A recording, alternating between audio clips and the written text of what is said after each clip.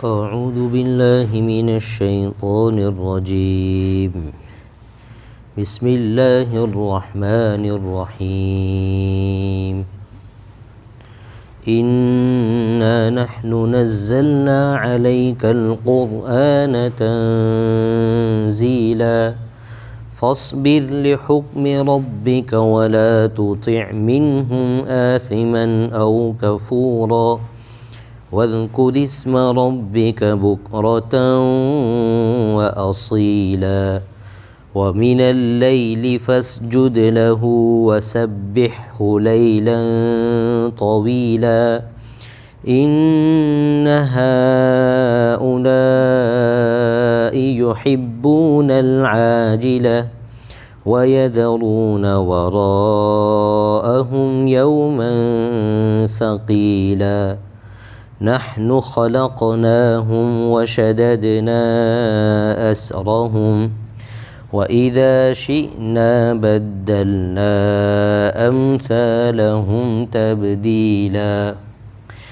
إن هذه تذكرة فمن شاء اتخذ إلى ربه سبيلا وما تشاءون إلا أن يشاء الله إن الله كان عليما حكيما يدخل من يشاء في رحمته والظالمين أعد لهم عذابا أليما صدق اللہ العظیم۔ میں اللہ کی پناہ میں آتا ہوں شیطان مردود کے شر سے۔ شروع کرتا ہوں اللہ کے نام سے جو سب پر مہربان نہایت مہربان ہے۔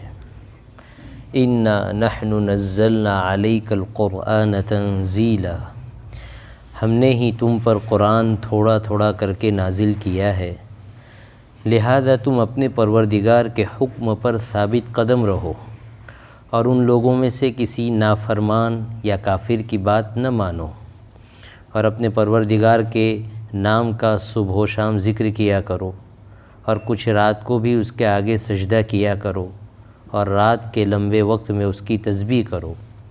یہ لوگ تو دنیا کی فوری چیزوں سے محبت کرتے ہیں اور اپنے آگے جو بھاری دن آنے والا ہے اسے نظر انداز کیے ہوئے ہیں۔ ہم نے ہی انہیں پیدا کیا ہے اور ان کے جوڑ بند مضبوط کیے ہیں، اور ہم جب چاہیں ان کے بدلے ان جیسے دوسرے پیدا کر دیں۔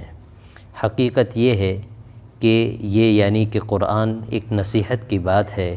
اب جو چاہے اپنے پروردگار کی طرف جانے والا راستہ اختیار کر لے، اور تم چاہو گے نہیں جب تک اللہ نہ چاہے، اور اللہ علم کا بھی مالک ہے اور حکمت کا بھی مالک ہے۔ وہ جس کو چاہتا ہے اپنی رحمت میں داخل کر لیتا ہے، اور یہ جو ظالم لوگ ہیں ان کے لیے اس نے دردناک عذاب تیار کر رکھا ہے۔ الحمدللہ، اللہ کے فضل و کرم سے ہماری سورہ دہر کی تفسیر چل رہی ہے۔ یہ جو سورت ہے سورہ دہر، یہ آپ صلی اللہ علیہ وسلم جب مدینۃ المنورہ ہجرت کر کے تشریف لے گئے اس کے بالکل شروع زمانے کی جو صورتیں ہیں ان میں سے ہیں، اور وہ زمانہ بہت زیادہ سخت تھا، بہت زیادہ مصیبت والا زمانہ تھا، بہت زیادہ خوف والا زمانہ تھا۔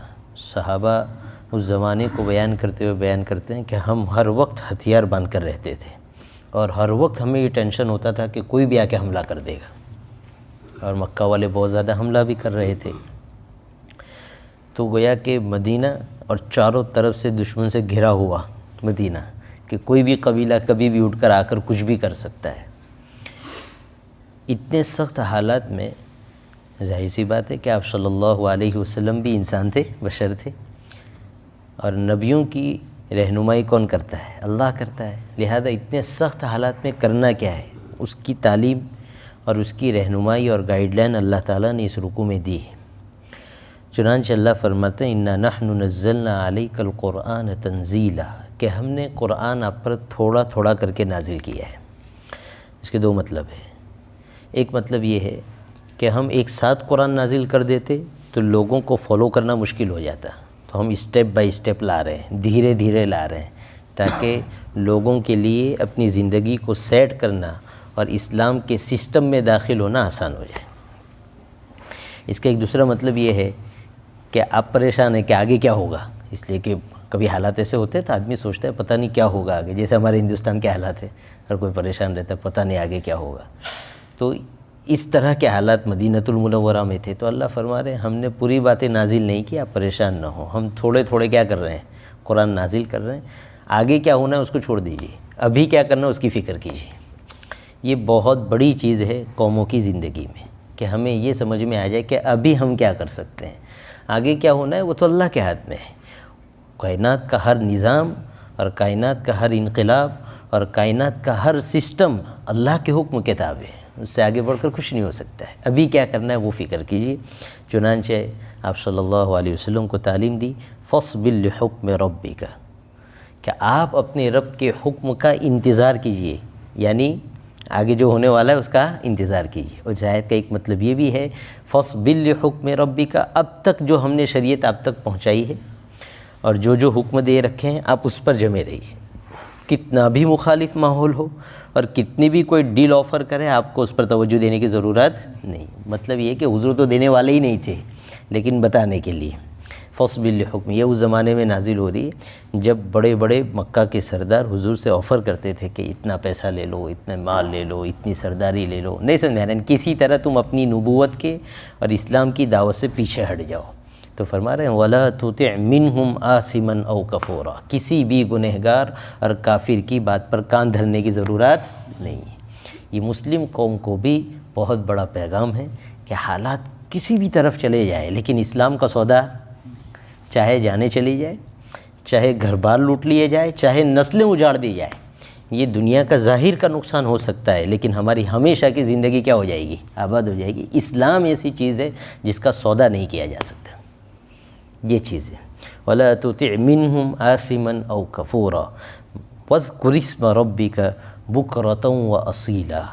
ایک تو ہو گیا لوگوں کو دین کی طرف بلاؤ، جی تبلیغ کا کام ہو گیا، سب ہو گیا۔ اس کے علاوہ پرسنل لائف میں بھی کیا کرنا ہے اللہ سے، حضور فرما رہے ہیں، اللہ فرما رہے ہیں وَاذْكُرِ اسْمَ رَبِّكَ بُكْرَةً وَأَصِيلًا، صبح شام اللہ کو یاد کرو۔ کس کو یاد کرو؟ اللہ کو۔ اس میں علماء فرماتے ہیں بکرتم و اصیلہ میں 5 نمازوں کا حکم ہے۔ بکرہ کہتے ہیں صبح کے وقت کو، اور صبح کے وقت میں فجر کی نماز آتی ہے، اور اصیلہ یہ عربی زبان میں کہتے ہیں جب زوال ہو جاتا ہے نا ہمارا، زوال سے لے کر رات چھانے تک پورا وقت جو ہے یہ اصیل کہلاتا ہے، اس میں 4 نمازیں آ جاتی ہیں۔ مطلب سخت حالات آئے تو نمازوں کی پابندی بھی کرو، دین پر جمے رہو، اور صرف فرض پر اکتفا مت کرو، حالات سخت ہے۔ وَمِنَ اللَّيْلِ فَاسْجُدْ لَهُ وَسَبِّحْهُ لَيْلًا طَوِيلًا، جب رات ہو جائے تہجد پڑھو، اپنے معاملے کہاں رکھو؟ اللہ کے سامنے رکھو، اور اس کی تسبیح بیان کرو۔ یہ ایک عجیب چیز ہے کہ اللہ سخت ترین حالات میں پورا قرآن پڑھ جائیے، پورا قرآن پڑھ جائیے، سخت ترین حالات میں اللہ بار بار حضور سے اور حضور کے واسطے سے پوری امت کو یہی تعلیم دیتے ہیں میرا ذکر کرو۔ کیا کرو؟ میرا ذکر کرو، میری طرف متوجہ ہو جاؤ، نماز کی کثرت کرو۔ ہمارے دماغ میں بیٹھتی نہیں یہ ہے کہ ہمارے پاس ظاہری طاقت ہوگی تو ہم غالب آ جائیں گے، جیت جائیں گے۔ وہ قصہ یاد کرو، وہ ہرقل والا قصہ جس میں اس کے سپہ سالار نے جا کر رپورٹ پیش کی کہ یہ جو قوم آئی ہے عرب سے، ہم اس سے نہیں جیت سکتے۔ تو ہرقل تو بادشاہ تھا اور اس وقت کی سپر پاور طاقت کا بادشاہ تھا، اس نے جو ریزن ہو سکتے تھے ہار اور جیت کے وہ پوچھے۔ اس نے کہا کہ جو تم سے لڑتے ہیں وہ تمہاری طرح انسان ہے یا کوئی اور مخلوق ہے؟ پہلا سوال تھا۔ ایسا کہ نہیں، ہماری طرح انسان ہے۔ سے دوسری بات پوچھی کہ کوانٹٹی میں وہ زیادہ ہے یا تم زیادہ ہو؟ تمہارا لشکر بڑا ہے یا ان کا لشکر بڑا ہے؟ کہا ہمارا ان سے 10 گنا بڑا ہے۔ کتنا گنا؟ 10 گنا ہمارے لوگ بڑے ہیں اور وہ تو بہت کم لوگ ہیں۔ تو تیسری بات پوچھی ان کے پاس ہتھیار زیادہ ہے یا تمہارے پاس ہتھیار زیادہ ہے؟ تو کہا اعلیٰ سے اعلیٰ ہتھیار ہمارے پاس ہے، ان کے پاس ٹوٹے پھوٹے ہتھیار ہیں۔ تو اس کے بعد اس نے یہ پوچھا کہ پھر کیا وجہ ہے، تم جو میدان میں دیکھ کر آئے ہو تو کس وجہ سے وہ جیت جاتے ہیں اور ہم ہار جاتے ہیں؟ حالانکہ جیتنے کے سب ظاہری اسباب ہمارے پاس ہے۔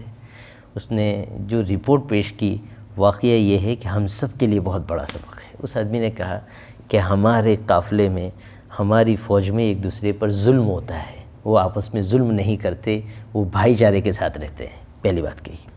دوسری بات کہی کہ ہمارے لشکر میں لوگ زنا کرتے ہیں اور شراب پیتے ہیں، اور ان میں کوئی زنا نہیں کرتا، شراب نہیں پیتا۔ اور تیسری بات کہی کہ جب ہمارا لشکر جو ہے جانوروں کی طرح رات کو سو جاتا ہے تو یہ لوگ رات کو سوتے نہیں، اپنے رب کے سامنے کھڑے ہو کر نمازیں پڑھتے ہیں۔ یہ چیزیں میں نے نوٹ کی کہ اس کا ایک پاور ایسا ہے جو اثر کر جاتا ہے ہم لوگوں پر۔ یہ چیز حضرت موسیٰ کا قصہ یاد کرو۔ حضرت موسیٰ علیہ السلام جا رہے ہیں، اللہ تعالیٰ نے فرمایا فرعون کے پاس جاؤ۔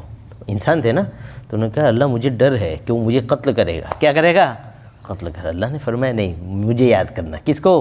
مجھے یاد کرنا۔ ہم اپنا پاور تمہارے ساتھ کر دیں گے، اس کی ہمت نہیں ہوگی کہ تم تک ہاتھ بڑھا سکے۔ دیکھیے اب حضرت موسیٰ جا رہے ہیں، وقت کی حکومت ہے، وقت کا ایسا بادشاہ سامنے موجود ہے جو کہہ رہا ہے انا ربکم الاعلی۔ کیا کہہ رہا ہے؟ انا ربکم، میں سب سے بڑا پروردگار ہوں، میری عبادت ہونی چاہیے۔ کتنا غرور اور تکبر ہوگا ایسے آدمی کو۔ اور پورا اس کا قافلہ، اس کی فوج، اس کا اپنا دربار، اور اس پورے بھرے دربار میں حضرت موسیٰ کھڑے ہیں، اور جو ہے اس سے جو ہے ترکی بترکی بات ہو رہی ہے۔ بالکل ڈرے نہیں، بالکل گھبرائے نہیں۔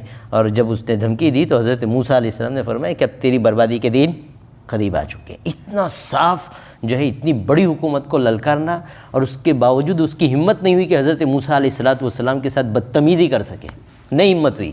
کون سا پاور تھا جس نے روک کے رکھا تھا؟ کون سی طاقت تھی جس نے اس کو کنٹرول میں کر کے رکھا تھا؟ وہ اللہ کا پاور ہے، وہ اللہ کے دین کی عظمت کا پاور ہے کہ جب آدمی اپنے آپ کو لگا دیتا ہے تو لوگ پاگل ہو جاتے ہیں، ہمت نہیں ہوتی، اللہ ایک آڑ کھڑی کر دیتے ہیں اپنے بندوں کے سامنے۔ تو اس امت کی کامیابی اللہ نے اس دین میں رکھی۔ یہی بات بزرگان دین پہلے سے کہتا ہے کہ کچھ بھی کر لو، جب تک شریعت کو فالو نہیں کرو گے وہاں تک اس ذلت سے نجات ملنے والی نہیں ہے۔ کیا بات کہی تھی علامہ اقبال نے، اپنی اقوام کو قیاس اقوام مغرب سے نہ کر، خاص ہے ترکیب میں قوم رسول ہاشمی۔ دوسروں کی ترقی دوسری جگہ رکھی ہوگی، ہماری پہلی ترقی شروع ہوگی جب ہم شریعت کو پوری طرح فالو کریں گے۔ ہم اپنے ارد گرد کے ممالک میں دیکھ سکتے ہیں نا کہ لوگ 40 سال تک لڑے لیکن شریعت کا سودا نہیں کیا تو اللہ نے عزتیں دے دی، سب طاقتوں کو جھکا دیا۔ 52 ملکوں کی طاقتیں اللہ نے جھکا دی، کسی کے بس کا نہیں۔ آج بھی ہم دیکھ رہے ہیں نا کہ دنیا میں کہاں کیسی جنگیں ہو رہی ہے، بڑی بڑی طاقتیں پریشان ہیں، سب ہتھیار ہیں لیکن حوصلہ نہیں ٹوٹا ہے۔ اور یہی لوگ آگے جا کے دنیا کا نظام بدل کے رکھیں گے۔ یہ چیز کہ جب آدمی جم جاتا ہے اللہ کی مدد آتی ہے۔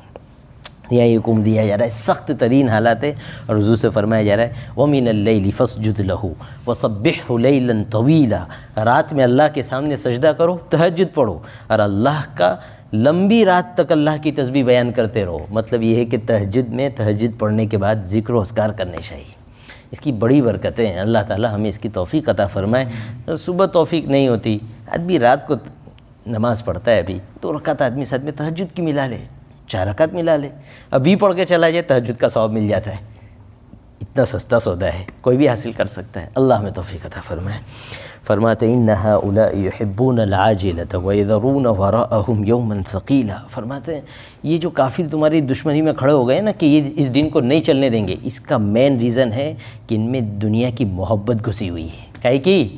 دنیا کی محبت گھسی ہوئی ہے، حالانکہ ان کے آگے ایک بہت سخت دن آنے والا ہے، یعنی کہ قیامت کا دن، لیکن ان کو اس کی فکر نہیں پڑی۔ نہیں میں دیکھ لیں گے ایسا معاملہ ہے، اور اپنے آپ کو طاقتور سمجھتے ہیں، اس لیے ابھی دنیا کی راحت دیکھ رہے ہیں اور آخرت کی کوئی فکر نہیں ہے۔ اللہ کہہ رہے ہیں ان کو اصل میں ان کی طاقت کا نشہ ہے۔ کس کا؟ طاقت۔ اللہ کہہ رہے ہیں نحن خلقناہم وشددنا اسرہم، ان کو پتہ ہونا چاہیے کہ بہت طاقت کا نشہ ہونا تو ان کو مضبوط بھی ہم نے ہی بنایا ہے، ان کے جوڑ بھی مضبوط ہم نے ہی کیے، اور ہم اس پر قادر ہے کہ جس طرح تمہیں ایسا مضبوط پیدا کیا ہے ایسا تمہارے مقابلے میں کوئی بڑی قوم لے آئیں گے جو تم سے زیادہ طاقتور ہوگی، اور تمہاری طرح ہٹ درم، بے شرم اور اسلام کو ٹھکرانے والی نہیں ہوگی، بلکہ اسلام کی وفادار ہوگی۔ چنانچہ اللہ نے کھڑے کر دی انصار کو، اور ٹکرائے وہ قریش سے اور سب کو ختم کر دیا۔ یہ بات ان هؤلاء يحبون العاجلة ويذرون وراءهم يوما ثقيلا نحن خلقناهم وشددنا أسرهم وإذا شئنا بدلنا أمثالهم تبديلا، ہم جب چاہیں گے ان کی جگہ دوسرے لے آئیں گے۔ یہ بات ہے، تو اللہ کسی کا محتاج نہیں ہے۔ لوگوں نے اپنی زندگیاں وقف کر دی، لوگوں نے دین کی خدمت کرتے ہوئے اپنے آپ کو ختم کر دیا، لیکن آخری حد تک اللہ سے ڈرتے رہے کہ پتہ نہیں ہماری جگہ کسی دوسرے کو نہ لے آئے اور ہماری کوتاہیوں کی وجہ سے ہم سائٹ میں نہ لگا دیے جائے۔ اللہ ہماری حفاظت فرمائے۔ اس آیت میں ایک بڑی بات ہے کہ کافروں کی یہ نشانی ہے کہ وہ پہلے دنیا کو رکھتے ہیں۔ کس کو رکھتے ہیں؟ اور آخرت کو تو بالکل نہیں گنتے۔ اور ایمان والا پہلے دنیا کو رکھے گا اور آخرت کی فکر نہیں کرتا، حلال حرام کی فکر نہیں۔ جی راحت چاہیے، اچھا بنگلہ چاہیے، اچھی کار چاہیے، چاہے لون پر اٹھانی پڑے، جی اچھے گدے چاہیے، اچھے بیڈ چاہیے، اے سی چاہیے، چاہے لون پر لانی پڑے۔ یاد رکھیں یہ بہت وقتی سکون ہے، قبر میں جا کے کیا ہوگا؟ جہاں ہمیشہ کے لیے سونا ہے، جی وہاں ایک وہ لوگ ہوں گے جو پوری طرح لٹ چکے ہیں، جن کی قبریں اللہ نے آگ سے بھر رکھی ہے، ان کے سود کی وجہ سے، ان کے حرام کی وجہ سے، ان کی زنا کی وجہ سے، ان کی گالیوں کی وجہ سے، ان کے شراب کی وجہ سے ان کی قبریں آگ سے بھری ہوئی۔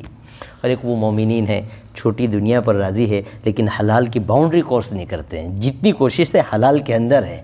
کیسے ہیں یہ لوگ؟ جب مریں گے شان کے ساتھ سوئیں گے، جب مریں گے ان کی ایک بادشاہت ہوگی، ان کی قبروں میں ان کا رسپیکٹ کیا جائے گا، عزت دی جائے گی، گھر والوں سے ملایا جائے گا اور انہیں جو ہے ایک جنت کے مزے دیے جائیں گے۔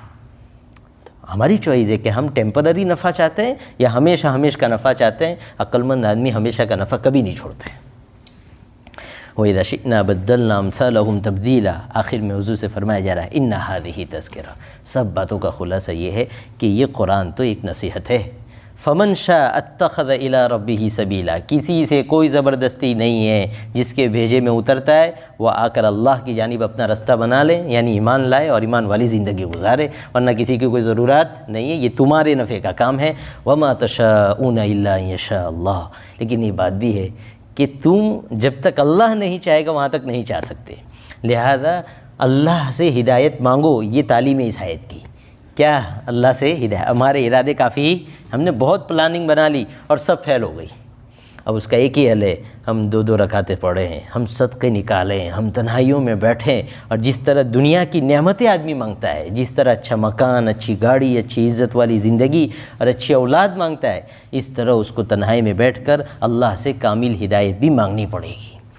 اللہ سے کامل ہدایت مانگنی پڑے گی، اپنی اولاد اور نسلوں کے لیے ایک اچھی ایمان والی زندگی مانگنی پڑے گی، اور مانگے گا تو اللہ دے گا۔ ان اللہ کان علیما حکیما، فرماتے ہیں کہ اللہ علیم بھی ہے اور حکیم بھی ہے۔ مطلب یہ ہے کہ اللہ لوگوں کو دیکھتا ہے اور ان کے اندر صلاحیت اور کیپیسٹی ہوتی ہے، ان کو ایمان دیتا ہے، اور جن میں نہیں ہوتی ان کو ایمان نہیں دیتا ہے۔